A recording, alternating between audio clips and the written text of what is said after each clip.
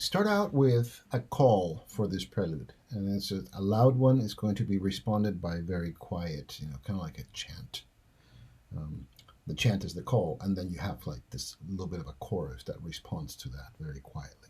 So on the eighth position, you start with 2 on the G string playing an E. Then you stack on top with 1 to the fifth string, right? G, F, and then you use the same finger to go to the fifth fret. Very quietly.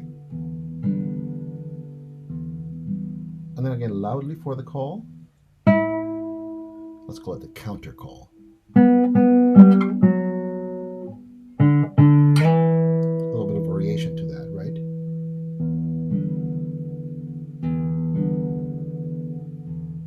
Then on the fifth string for the F sharp, you're in 7th position. And it's good to actually come over and grab that E with the pinky. And you slide up to the B, right? So, and then grab the G with 3, not with 2, where you normally would grab it because of what's coming up. Set up the F and the C.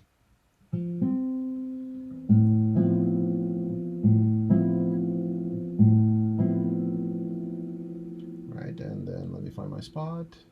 Then you're on C. Grab it with 4 so you can move over. Now it says to slide from E to F, but that's not much of a slide, right? So it's a hammer on. Set up your G sharp. Then on the fifth string, slide from A to F, D sharp and F.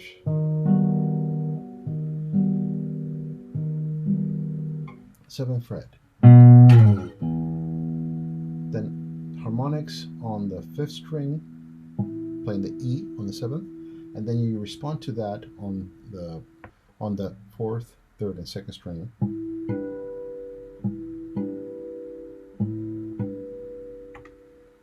Then we actually have quite a bit of movement, right? So it starts with just an E minor chord, and then we get on to the actual movable shape. There are 2 shapes here. One is 3 on the D string, half stack below it on the same fret, in this case the 4th fret, pinky on the 2nd string, right? And then depending on where you are diatonically, depending on the key signature of the piece, you might find yourself grabbing the 3rd string with a 2 or a 1. For the most part, it's going to be a 1. There are occasions where it's a 2. In your score, I went ahead and marked that with a little arrow for the 2s just for your benefit, right? So again, starting right on the animato, we're going to do it step by step here, right? So you're in 2nd position. Then you move to 5th position. 3rd position with the 2. 7th position. 5th position. 8th position with the 2. Right, and remember, it's 8th position, even though I'm not using 1, right? 1 is hovering over the 8th fret, right? And then back to 7th. 10th position. Then back to 8th position with 2. And then 10th position. Turn page. And then 7th position. 8th position with 2. 5th position. And then 7th position. However, in this edition, I see that it's marked with a 2.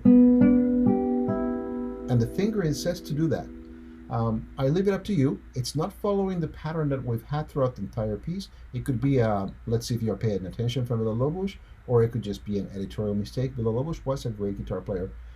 Or at least a guitar player, and he actually wrote a lot of his pieces out of the instrument. So my hunch is that it should be 4, not 2. Right, that's the last beat of measure 14. We're moving on to 15 on 3rd position with 2. 5th position, 2nd position, 3rd position with 2, 2nd position, then E minor, D sharp and F sharp, right? It's a sort of E minor chord, and then C major,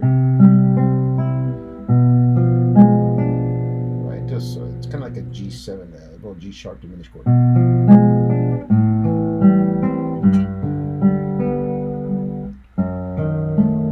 Now that's a downbeat of measure 18. Now here is where we actually find our next chord. This chord is going to be movable across the fingerboard, and unlike the other chord, this one is going to remain constant. There's no changing of it.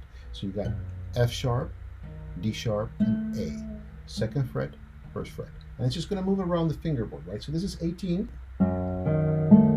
Then open. Behind the curtain, 1 is over here. And then first position. Open A bass. And here's where it's going to engage. Second position. Sixth position. Fourth position. Seventh position. Sixth position. Eighth position. Then 10th position. 11th. Then you have a C sharp in the bass, 8th position. Then you have a D natural, so this is 9th position. In the score it's marked as 10th position, by the way. Then 6th position. 7th position. 4th. 6th. 2nd. 4th. 1st. 2nd. 4th. 7th. Actually 6th. The bass is in the 7th.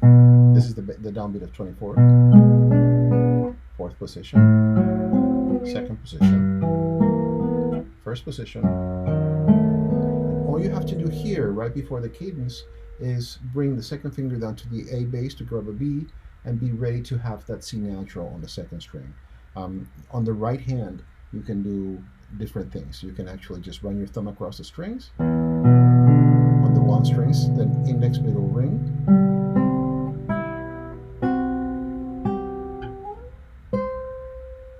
Then from G up to B, with a little bit of an ornament.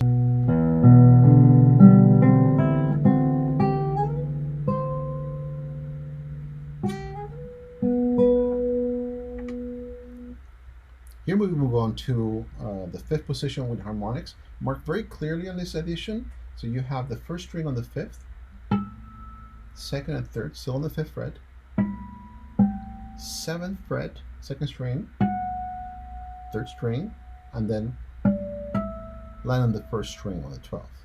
And then you respond to that with the 6th string, and then the D string, G string, and B string.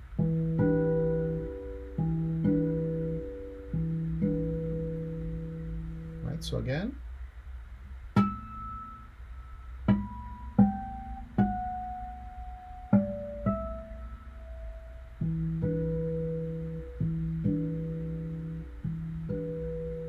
And then on the 7th,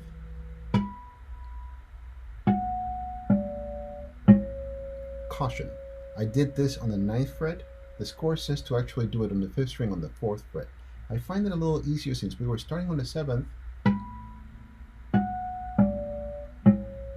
That is close by, right? And then you're on the 7th fret, right? 4th string, 2nd. So 5th string on the 9th. And then you're coming out of the 7th fret for the response. 6th, 4th, 3rd, and 2nd, like always.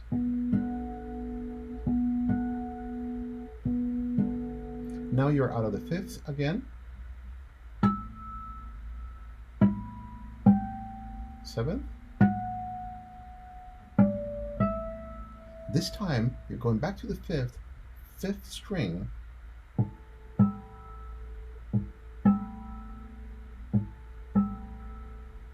For some reason that sounds wrong to me, but I'm just following the addition here. Then you have the original chant.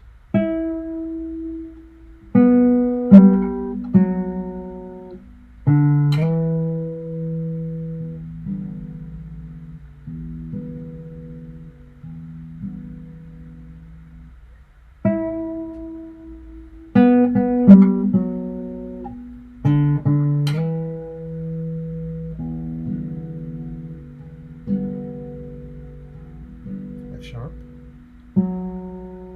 triplets,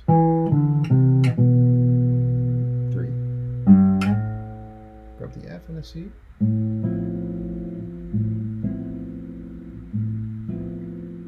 Sixth string.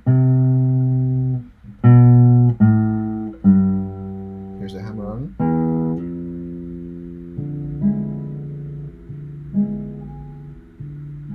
Fifth fret, sixth string, from A to a sharp, D sharp and F sharp. Fermata all the way in the seventh. Then fifth string.